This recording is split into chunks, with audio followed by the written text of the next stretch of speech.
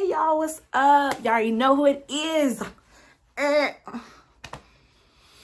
No. Did I just catch you having fun?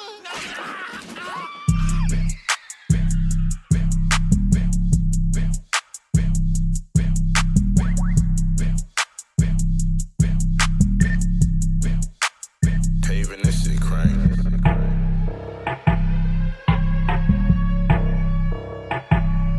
What's up, everybody? Y'all already know who it is. They call me Unscripted. They call me T. They call me Terrorist Attack. They call me everything in a book. But here for you and for me, I am just Terrace. And this is my YouTube channel. I low-key been waiting to say that. I'm sorry. I have low-key been waiting to say that because I be seeing everybody say that. Welcome to my YouTube channel. This is my YouTube channel. Like, no. Welcome to my YouTube channel. This is my very first video. Let's clap it up. This is my very first video. I'm excited, a little nervous about doing this, honestly. And y'all probably asking, why are you nervous? Let me tell you why I'm nervous. Talking to a camera and talking on the radio, two totally different things. But my mama ain't raised no quitter, you know what I'm saying? So we're gonna box it out, you know what I mean? Can I just do the box? You know what? All right, so if you have read the title of this video already, then you already know what we're dealing with today. We're talking about depression and mental health. And if this is a trigger for you, please stop watching right now. Come back to my other videos. They're not all going to be like this. Subscribe and come back and join us later. If this is not going to be triggering for you and you kind of just want to dive in deep, then keep going. But for all of you this is for trigger for you, please stop here, click out, and come back and join us on our other videos. There's no love lost, I promise, okay? So I've been in a funk lately, and being in a funk has inspired me to kind of just go through and do what I said I'm gonna do and make sure that I'm gonna do what I said I'm gonna do. And the reason I've been in a funk lately is because my mama, her birthday's coming up on February the 14th, and I just been thinking about her a lot, and it's kind of been bringing me into my cloud. And keep in mind, when I say cloud, I want y'all to keep that on your heads because I'm gonna be talking about that throughout the video, but I have been in a cloud, and it's hard, y'all. It's hard with this pandemic and everything else going on. It's hard to kind of try to be upbeat, and I am not ashamed to say that my depression is kicking my behind right now. It is really beating me up into a corner at this moment. Like, oof, can't believe I said that out loud. Wow, this cloud of depression has kind of been hanging over me since November of 2010. And it started with my dad. My dad became very sick in 2009.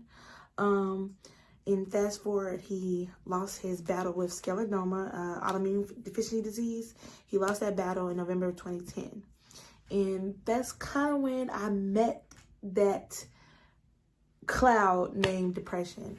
That was junior year of high school for me. So it was hard trying to figure out how to maneuver after that, not only for me but for my mom. My mom lost her best friend. I mean, I just lost my dad, but she lost her best friend, love of her life, for like 25 years.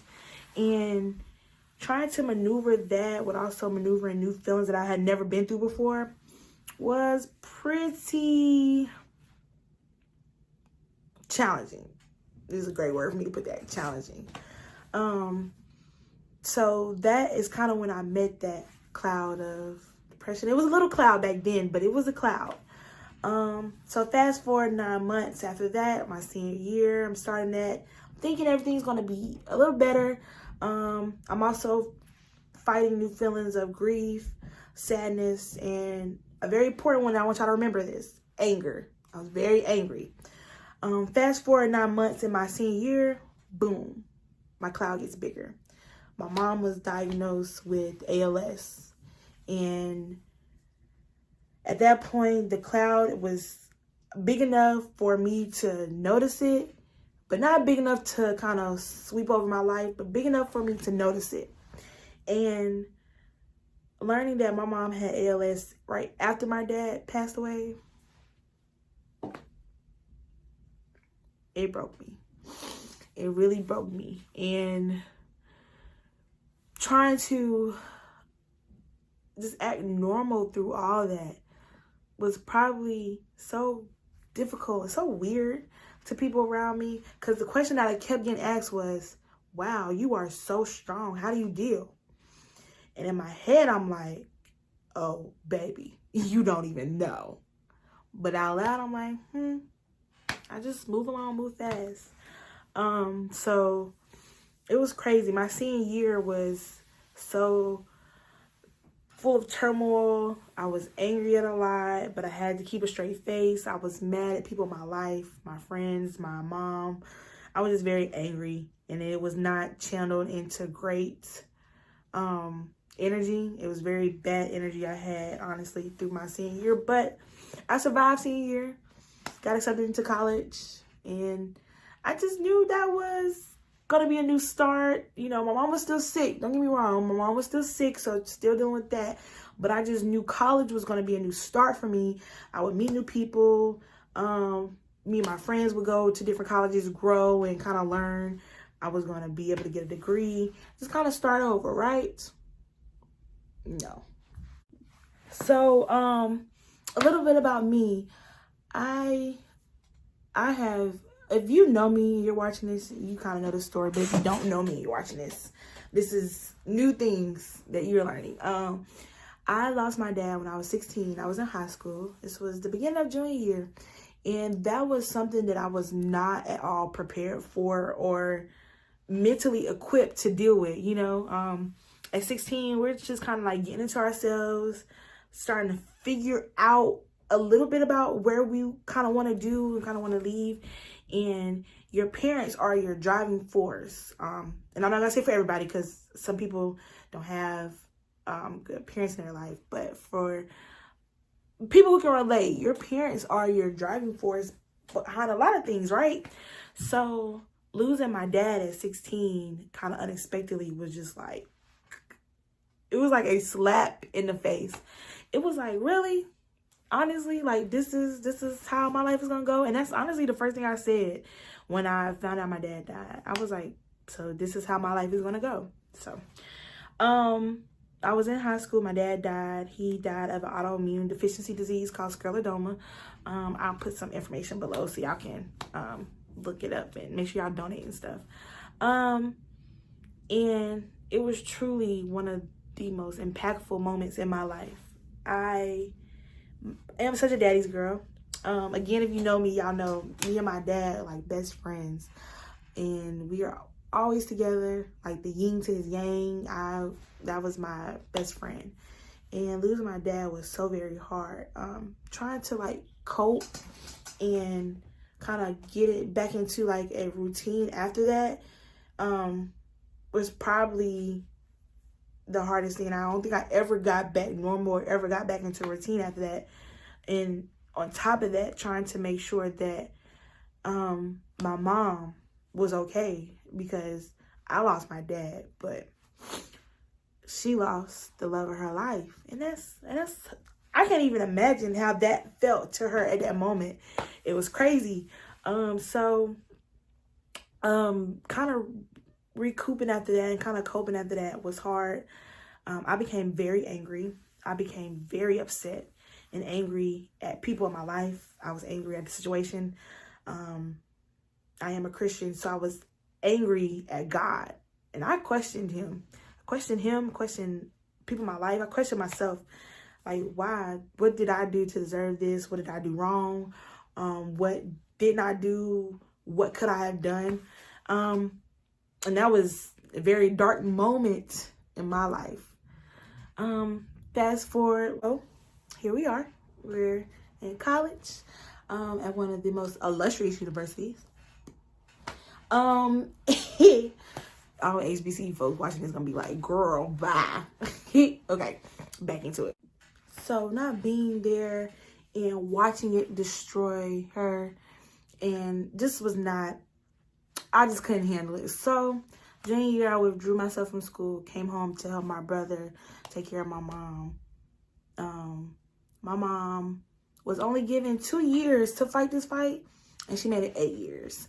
She lost her battle in November 2018, and that's when that cloud of depression I had been hanging over me this entire time, it just kind of consumed me.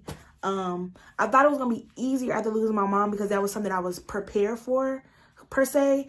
Something that I kind of expected, but it just did not work out like that. Like, I lost my mom and I just felt like that was the end of my world. And every day since then, I have been trying to kind of keep myself on a rolling path and keep my spirits up.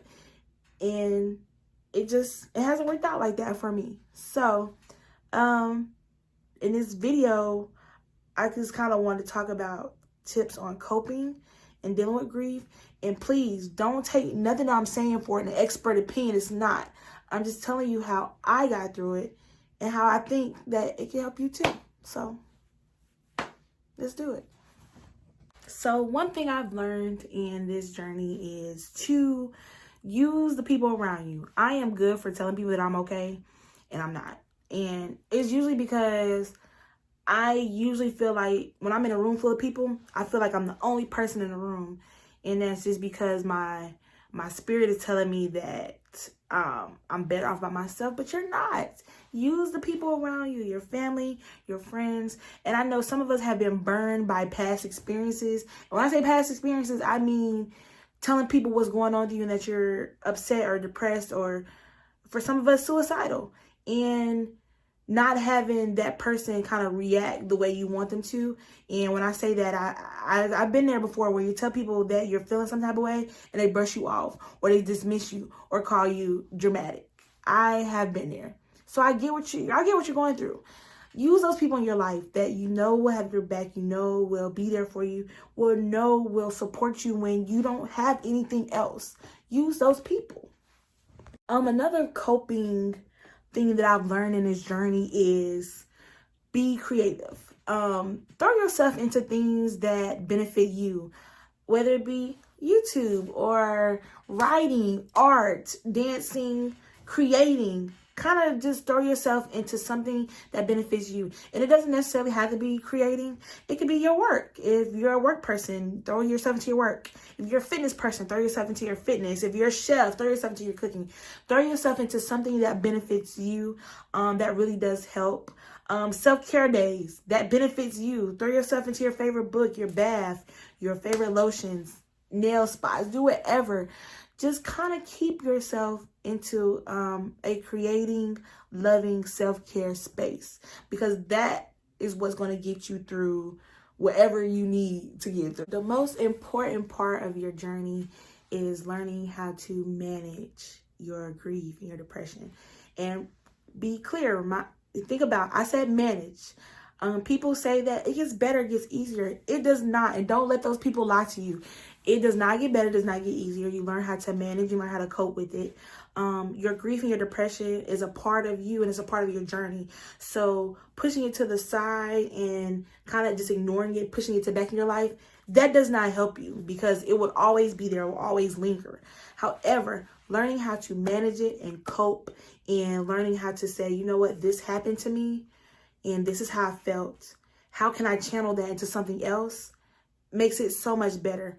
And again, as I said before, I'm not talking to y'all from an expert stance, because I'm still dealing with mine, of course, as we've talked about it.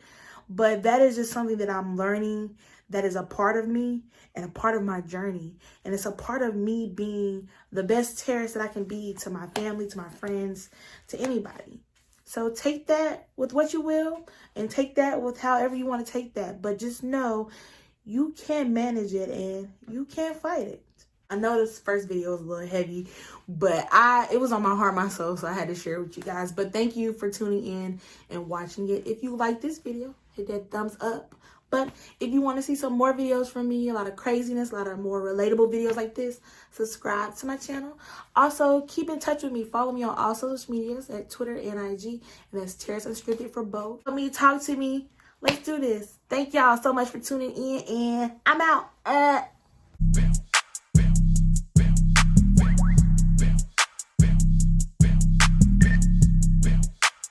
Paving this shit crank.